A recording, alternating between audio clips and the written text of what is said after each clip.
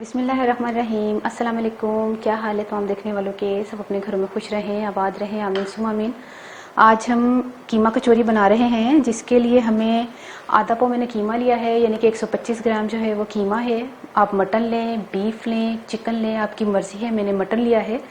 और इसके साथ ही हम जो तमाम चीज़ें शामिल करेंगे पकाने के दौरान वो भी बता देते हैं आपको। 1 टीस्पून लहसुन अदरक का पेस्ट है, यानी कि अदरक भी इसी में शामिल है और लहसुन भी पिसा हुआ इसी में शामिल है 1 टीस्पून। और हाफ टी स्पून गरम मसाला है। 1-2 चुटकी जो हमने वो सौंफ ली है कुटी हुई, और कुटा हुआ सूखा धनिया जो है वो 1 टीस्पून है। हाफ टी स्पून नमक है, 1 टीस्पून कुटी हुई लाल मिर्च है। और इसको हम पकाते हैं। तकरीबन 1 गिलास पानी में हमने कीमा शामिल करना है। ये कीमा जो है वो इसी में गलेगा। और कीमा गलने का जब हम टाइम बताएं, मतलब रखेंगे कीमा गलने के लिए, तो हम उसी दौरान आपको इसका आटा भी गूंद के हम बता देते हैं, ताकि जिस टाइम पर कीमा गल जाए उसी टाइम पर आटा भी तैयार हो जाए, क्योंकि आटे को हमने गूंद के आधा घंटा रेस्ट के लिए भी छोड़ना है। इतनी देर में माशाल्लाह कीमा गल जाएगा। ठीक है, ये तमाम चीज़ें शामिल कर दें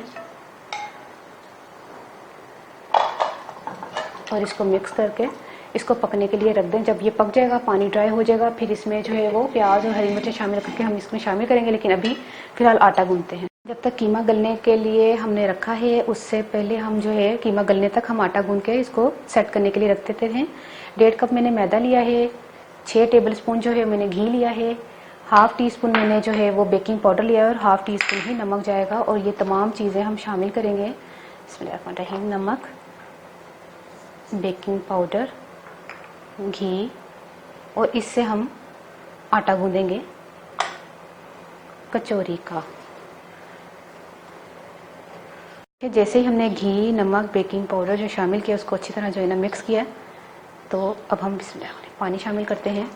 और ध्यान से पानी शामिल कीजिएगा, ज़्यादा पतला नहीं होना चाहिए आटा। ये देखिए, ये जो मैंने शामिल किया है, बेकिंग पाउडर शामिल किया है, जो हम बेकिंग में इस्तेमाल करते हैं। बेकिंग सोडा नहीं है, जो चनों को भिगोने के लिए इस्तेमाल करते हैं। और जो है पानी बिल्कुल तकरीबन 4 से 5 टेबल स्पून के करीब इस्तेमाल हुआ है। वैसे का वैसे गिलास पड़ा हुआ है, मैं से ही आधा गिलास लेकर आई थी। चूँकि इसमें 6 खाने के चम्मच घी शामिल था, उसी ने जो है ना उसको आटे को उतना कर दिया था कि हमें ज़्यादा पानी की ज़रूरत नहीं पड़ी।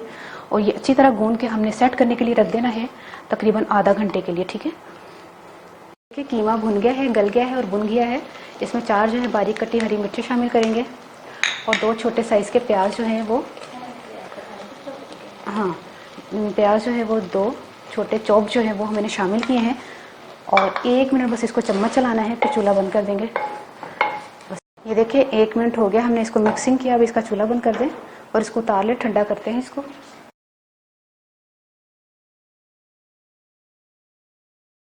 कीमा भी ठंडा हो गया है और ऑयल भी हमने गर्म करने के लिए रखा हुआ है। अब हम क्या करते हैं, छोटे छोटे जो है इसके कचौरियों के हम पेड़े बना लेते हैं। के पेड़े हो गए हैं, अब हम इसको बेल लेते हैं। और इसमें जो है ना, जब हम फ्राई करते हैं ना कचौरियाँ या हलवा पूरी वगैरह की जो भी आइटम्स होते हैं, उनको खुश्का नहीं लगाया जाता, वरना ऑयल में जो है वो कलर आ जाता है। फिर वो बाकी की जो कचौरियाँ या पूरियाँ होती हैं वो डार्क बनना शुरू हो जाती है। जैसे ही हम उसमें शामिल करते हैं ऑयल में, तो वो डार्क होना शुरू हो जाती है। तो ये देखिए, हमने गोल सी एक रोटी की तरह बेल लेना है इसको। इसको हाथों में उठाना है और तकरीबन आपने कीमा का 1 चम्मच लेना है। ये जितनी आपका दिल चाहे ले लें, लेकिन इतनी गुंजाइश रखिएगा कि जो हम जब जोड़ेंगे इस तरह इसको तमाम को इसको पकड़ पकड़ के इसको जोड़ेंगे। ये देखिए, इसको घुमा लें अच्छी तरह, इसको घुमा के ये देखें,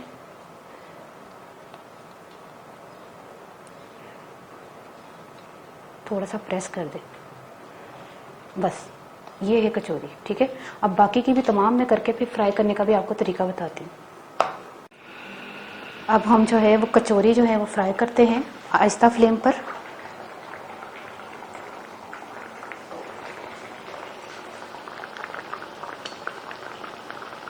इसको एकदम से नहीं पलटिएगा, थोड़ा सा इसको टाइम दीजिएगा।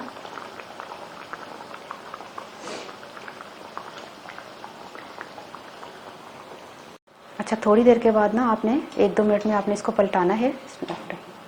और जितनी गुंजाइश हो फ्राइंग पैन में उतनी ही आपने कढ़ाई में उतना ही आपने इसको फ्राई करना है।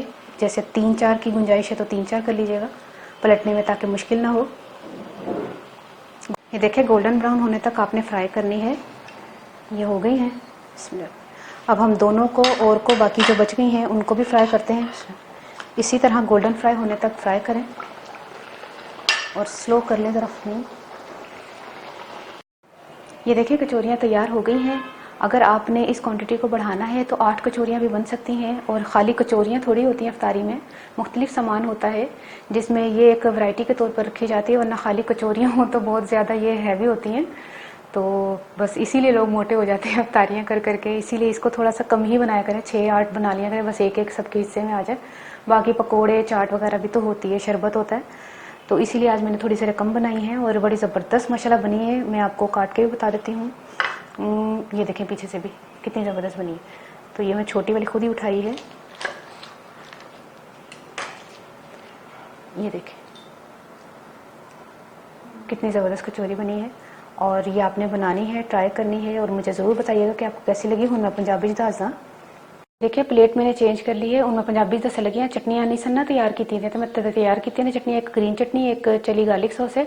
ਇਹ ਵੀ ਮੈਂ ਤੁਹਾਨੂੰ ਬਣਾਉਣੀ ਸਿਖਾ ਚੁੱਕੀ ਹਾਂ। ਤੇ ਇਹ ਵੇਖ ਕੇ ਮੈਂ ਤੁਹਾਨੂੰ ਤਰੀਕਾ ਦੱਸ ਲੱਗੀ ਹਾਂ ਦੁਬਾਰਾ ਪੰਜਾਬੀ ਦੇ ਵਿੱਚ ਕਿ ਕੀਮੇ ਨੂੰ ਮੈਂ ਪਕਣਾ ਧਰਤਾ ਸੀ। ਇੱਕ ਗਿਲਾਸ ਪਾਣੀ ਪਾ ਕੇ ਨਾ ਕੀਮਾ ਪਾ ਸਾਰਾ ਮੈਂ ਪਕਣਾ ਧਰਤਾ। ਚੁਟਕੀ ਸਾਰੀ ਸੌਫ ਸੀ, ਗਰਮ ਮਸਾਲਾ ਸੀ ਤੇ ਕੁੱਟਿਆ ਦਾ ਸੁੱਕਾ ਧਨੀਆ ਸੀ। ਇਸੇ ਤਰ੍ਹਾਂ ਜਿਹੜਾ ਨਮਕ ਮਿਰਚ ਪਾ ਕੇ ਨਾ ਪਕਣਾ ਧਰਤਾ। ਜਦੋਂ ਪੱਕ ਗਿਆ ਗਲ ਗਿਆ ਉਸ ਤੋਂ ਬਾਅਦ ਉਹਦੇ ਵਿੱਚ ਮੈਂ 2 ਛੋਟੇ ਜਿਹੇ ਪਿਆਜ਼ ਸਨ ਚੌਪ ਕੀਤੇ ਉਹ ਪਾਏ ਤੇ ਹਰੀਆਂ ਮਿਰਚਾਂ 4 ਪਾ ਕੇ ਨਾ ਬਾਰੀਕ ਕੁਤਰ ਕੇ ਤੇ ਉਹਨੂੰ ਮਿਕਸ ਕੀਤਾ। ਬਸ 1 ਮਿੰਟ ਤੇ ਉਹਨੂੰ ਉਤਾਰ ਲਿਆ, ਉਹਨੂੰ ਠੰਡਾ ਕੀਤਾ ਜਦ ਤੱਕ। ਉਸ ਤੋਂ ਪਹਿਲੇ ਮੈਂ ਆਟਾ ਗੁੰਨ ਲਿਆ ਸੀ। ਆਟਾ ਗੁੰਨਣ ਵਿੱਚ ਮੈਂ ਬੇਕਿੰਗ ਪਾਊਡਰ, ਘਿਓ ਤੇ ਨਮਕ ਪਾ ਕੇ ਮੈਂ ਗੁੰਨ ਲਿਆ ਸੀ। ਤੇ ਉਹ ਜੈਸੀ ਅੱਧੇ ਘੰਟੇ ਚ ਕੀਮਾ ਗਲਿਆ ਮਾਸ਼ਾਅੱਲਾ, ਤੇ ਉਹਦੇ ਦਿਨ ਉਸ ਟਾਈਮ ਤੱਕ ਉਹ ਆਟਾ ਸਮੇਜ ਕਰਤਾ। ਉਹਦੀ ਛੋਟੇ ਛੋਟੀਆਂ ਮੈਂ ਗੋਲ ਪੇੜੀਆਂ ਬਣਾ ਕੇ ਤੇ ਰੋਟੀ ਦੀ ਤਰ੍ਹਾਂ ਛੋਟੇ ਛੋਟੇ ਬਣਾਏ ਨੇ ਬੇਲ ਕੇ। ਉਹਦੇ ਚ ਕੀਮਾ ਰੱਖਿਆ ਔਰ ਅੱਛੀ ਤਰ੍ਹਾਂ ਉਹਨੂੰ ਜਿਹੜਾ ਨਾ ਦਬਾ ਕੇ ਬੰਦ ਕਰਨਾ ਹੈ ਔਰ ਅੱਛੀ ਤਰ੍ਹਾਂ ਪ੍ਰੈਸ ਕਰਨਾ ਹੈ, ਕਿਉਂਕਿ ਕੀਮਾ ਖੁੱਲ ਕੇ ਨਾ ਉਹਦੇ ਚ ਤੇਲ ਨੂੰ ਖਰਾਬ ਨਾ ਕਰ ਦੇ ਔਰ ਵੈਸੇ ਵੀ ਤੁਹਾਡੀ ਕਚੌਰੀ ਖੁੱਲ ਨਾ ਜਾਏ।